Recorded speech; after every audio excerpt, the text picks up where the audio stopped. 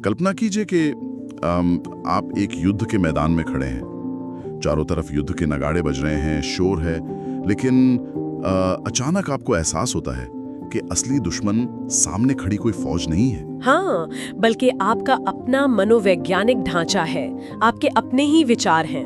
बिल्कुल, आप शारीरिक रूप से एकदम पूरी तरह स्वस्थ हैं, फिर भी आपके हाथ से आपका हथियार छूट रहा है और आप एक भयानक मानसिक पतन या कह ले कि एक मनोवैज्ञानिक ब्रेकडाउन से गुजर रहे हैं। और देखिए, ये कोई ऐसा वैसा ब्रेकडाउन नहीं है। मतलब ये एक ऐसा क्षण है जहां आपकी पूरी पहचान, आपके सारे उसूल और आपके जीवन का हर अर्थ बस एक ही झटके में ढह जाता है। तो आज की इस विस्तृत चर्चा में हम ठीक इसी बिंदु से शुरुआत कर रहे हैं। आज हमारे इस गहन अध्ययन का विषय है श्रीमद् भगवद गीता, और हमारे पास स्रोतों का एक बहुत ही विशाल और गहरा खजाना है। हाँ, इसमें काफी कुछ है।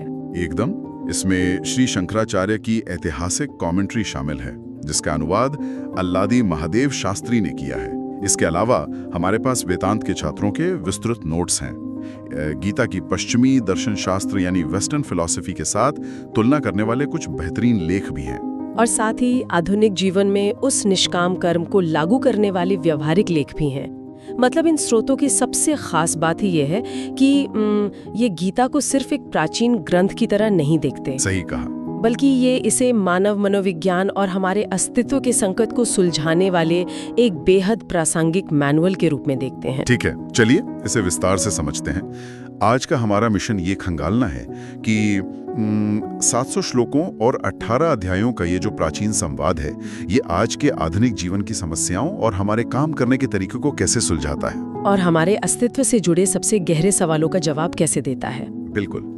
तो सुनने वालों के लिए हम बस एक छोटी सी पृष्ठभूमि सेट कर देते हैं। हम सभी उस दृश्य को जानते हैं। कुरुक्षेत्र का मैदान है, 2 विशाल सेनाएं खड़ी हैं, बीच में एक रथ है और उस रथ पर बैठे हैं महान योद्धा अर्जुन, जो उस वक्त पूरी तरह से टूट चुके हैं। हाँ, उनके सारथी स्वयं भगवान कृष्ण हैं। और इस पूरी घटना का आंखों देखा हाल संजय नाम के एक दूरदर्शी व्यक्ति अंधे राजा धृतराष्ट्र को सुना रहे हैं। तो इसे हम सिर्फ एक ऐतिहासिक कथा की तरह नहीं देखेंगे, बल्कि एक शुद्ध अस्तित्ववादी संकट यानी एक एग्जिस्टेंशियल क्राइसिस की तरह समझेंगे। एकदम सही।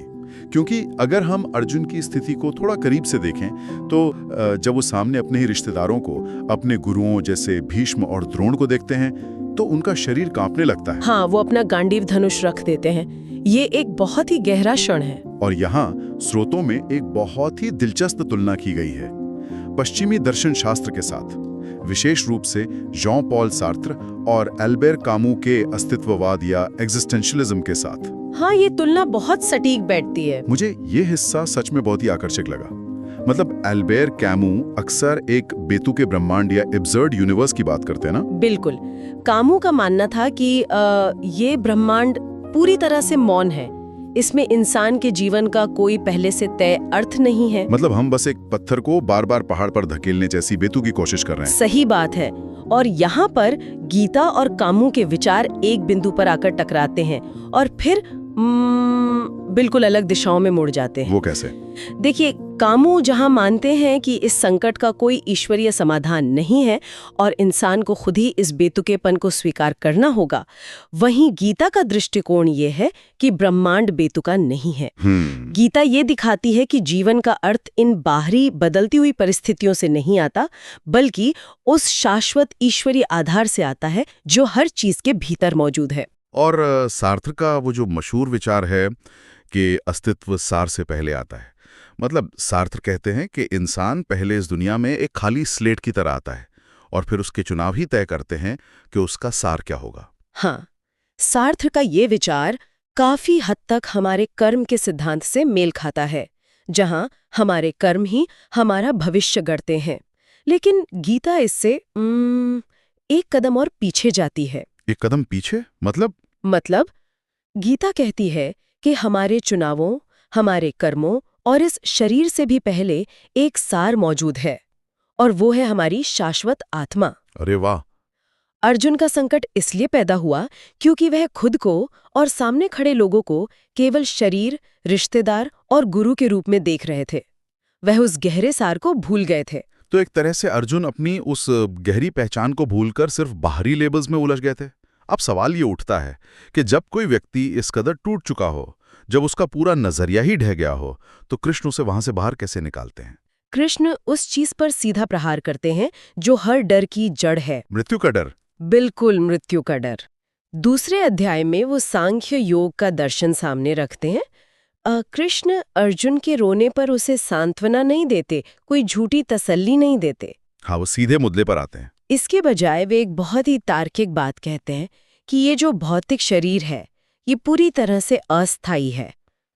जैसे हम पुराने और फटे हुए कपड़े उतार कर नए कपड़े पहन लेते हैं ना, ठीक वैसे ही आत्मा पुराने शरीर को छोड़कर नए शरीर में प्रवेश करती है। एकदम सही। श्लोक 2.20 ये बहुत स्पष्ट करता है कि आत्मा शाश्वत है।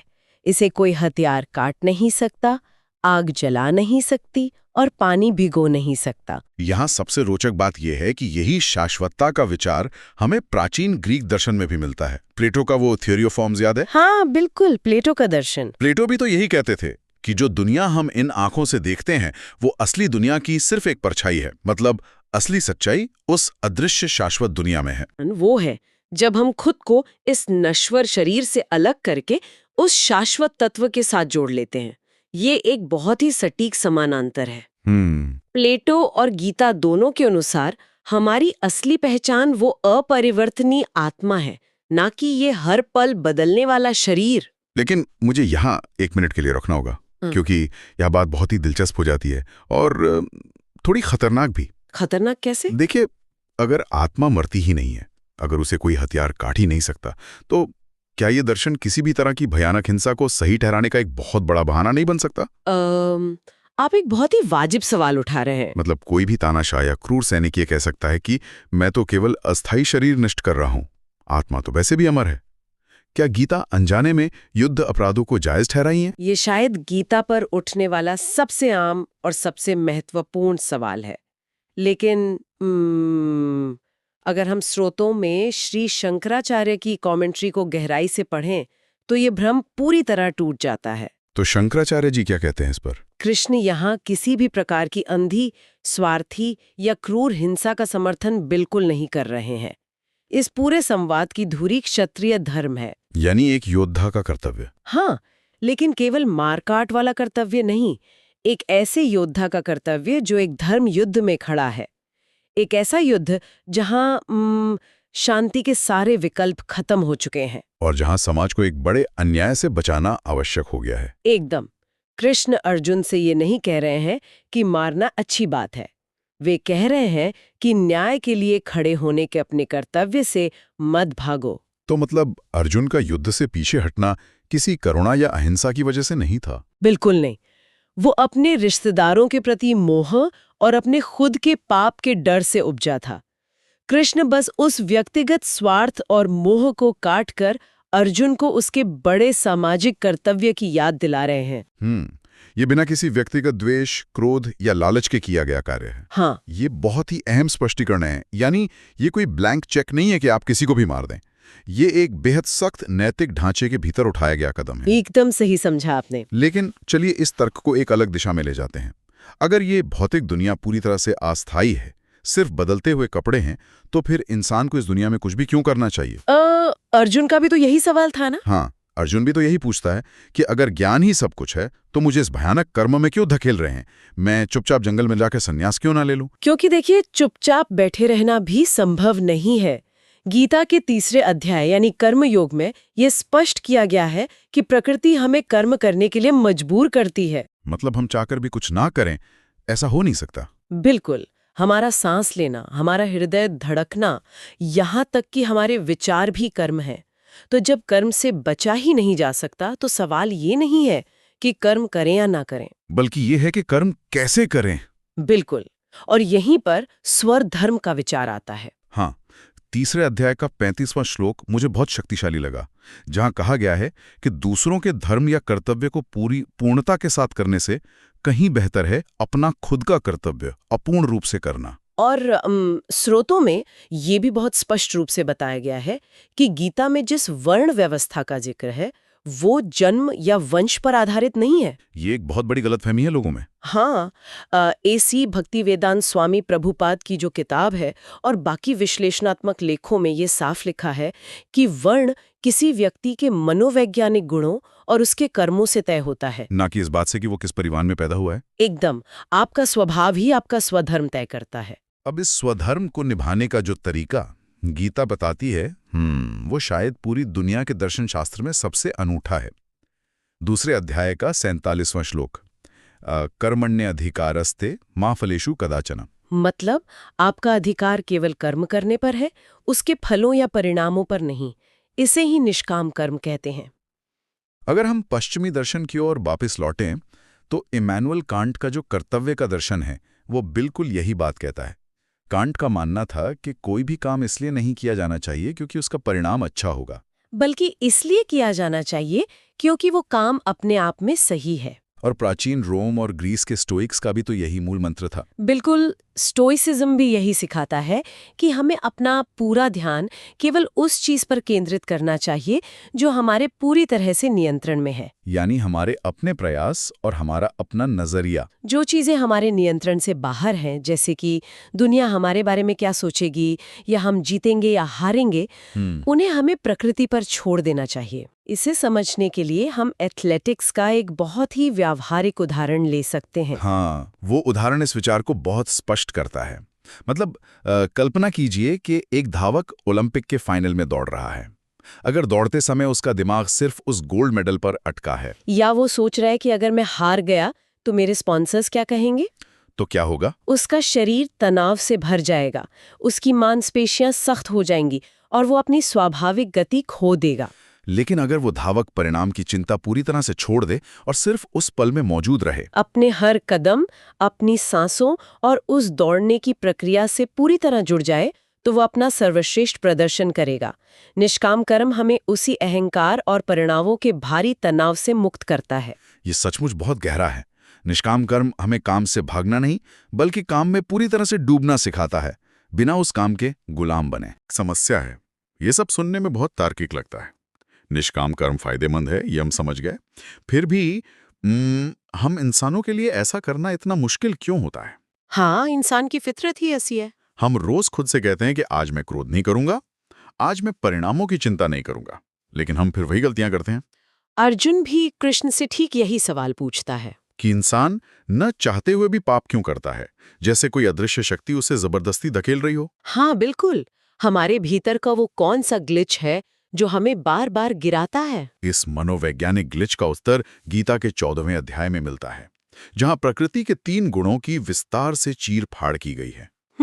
3 गुण। स्रोत बताते हैं कि ये गुण हमारे मनोवैज्ञानिक डीएनए की तरह काम करते हैं। ये 3 गुण हैं सत्व, रजस और तमस। क्या हम इन्हें आज के संदर्भ में थोड़ा और गहराई से समझ सकते हैं, मतलब आसान भाषा में? बिल्कुल। सत्वगुण पवित्रता, स्पष्टता, ज्ञान और शांति का प्रतीक है।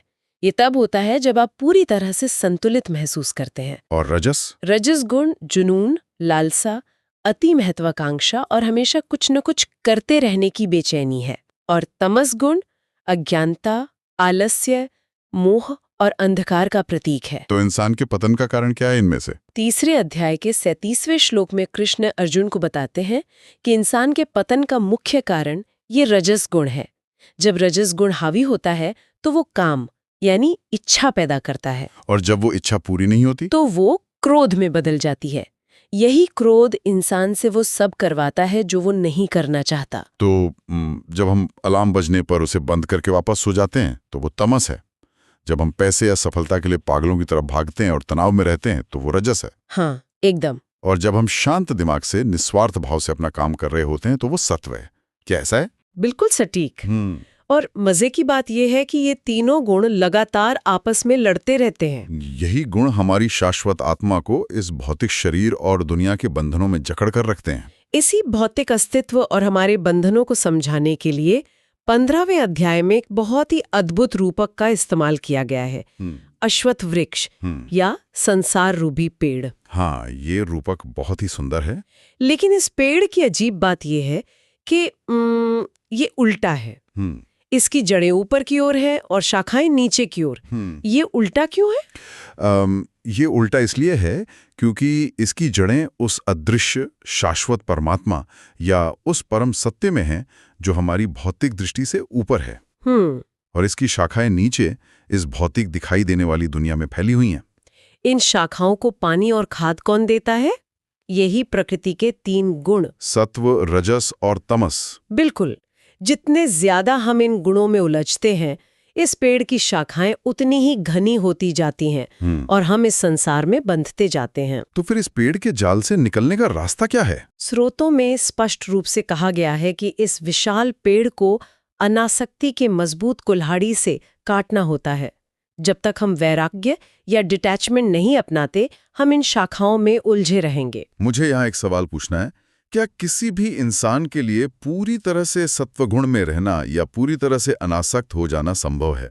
ये एक बहुत ही व्यवहारिक सवाल है। या हम सब हमेशा इन तीनों का ही एक अस्थिर मिश्रण बने रहते हैं? देखिए, 18वें अध्याय में इसका बहुत स्पष्ट उत्तर है। इस ब्रह्मांड में कोई भी प्राणी, चाहे वो इस धरती पर मनुष्य हो या स्वर्ग में बैठा देवता, इन तीनों गुणों की प्रकृति से पूरी तरह मुक्त नहीं है। मतलब कोई भी परफेक्ट नहीं है। बिल्कुल। यह एक निरंतर चलने वाला संघर्ष है। इसलिए गीता का अंतिम लक्ष्य केवल सत्व गुण तक पहुंचना नहीं है। सत्व गुण एक सोने की जंजीर की तरह है, जो लोहे की जंजीर यानी तमस से बेहतर तो है, लेकिन फिर भी वो आपको बांधती ही है। एकदम सही। असली लक्ष्य इन तीनों गुणों से ऊपर उठना और उस परमात्मा को जानना है। समस्या आती है, केवल अपनी बुद्धि से इन गुणों को समझ लेना या निष्काम कर्म की थ्योरी पढ़ लेना काफी नहीं है। हाँ, थियोरी और प्रैक्टिकल में बहुत फर्क होता है। किसी भी इंसान का अहंकार इतनी आसानी से खत्म नहीं होता। अर्जुन ने ये सब दर्शन सुन लिया, लेकिन उसका वो मैं वाला अहंकार कि मैं युद्ध कर रहा हूं या मैं इन सब को कैसे मार सकता हूं, अभी भी मौजूद था। हाँ, उसका मैं अभी मिटा नहीं था। उसके इस अहंकार को पूरी तरह से तोड़ने के लिए कृष्ण को कुछ ऐसा करना पड़ा जो मानवीय समझ की सीमाओं को पूरी तरह से चकनाचूर कर दे। आप गीता के सबसे नाटकीय हिस्से यानी 11वें अध्याय के विश्व रूप दर्शन की बात कर रहे हैं। बिल्कुल। कृष्ण अर्जुन को दिव्य दृष्टि देते हैं ताकि वो उनका वो अनंत लौकिक रूप देख सके। स्त्रोतों में इसका जो वर्णन है, वो सचमुच रोंगटे खड़े कर देने वाला है। हाँ, ये कोई शांत और सौम्य दर्शन नहीं था। बिल्कुल। अर्जुन एक ऐसा रूप देखता है जिसके अनंत चेहरे हैं, अनंत आंखें हैं, भूतकाल, वर्तमान और भविष्य सब एक साथ एक ही पल में घटित हो रहे हैं। और सबसे भयानक दृश्य काल यानी समय के रूप में संसार का विनाशक रूप। एकदम। अर्जुन देखता है कि दोनों सेनाओं के सारे महान योद्धा, सारे राजा कृष्ण के धधकते हुए भयानक मुखों में समा रहे हैं और कुचले जा रहे हैं। ये दृश्य अर्जुन को डराता भी है और भीतर तक विनम्र भी बना देता है।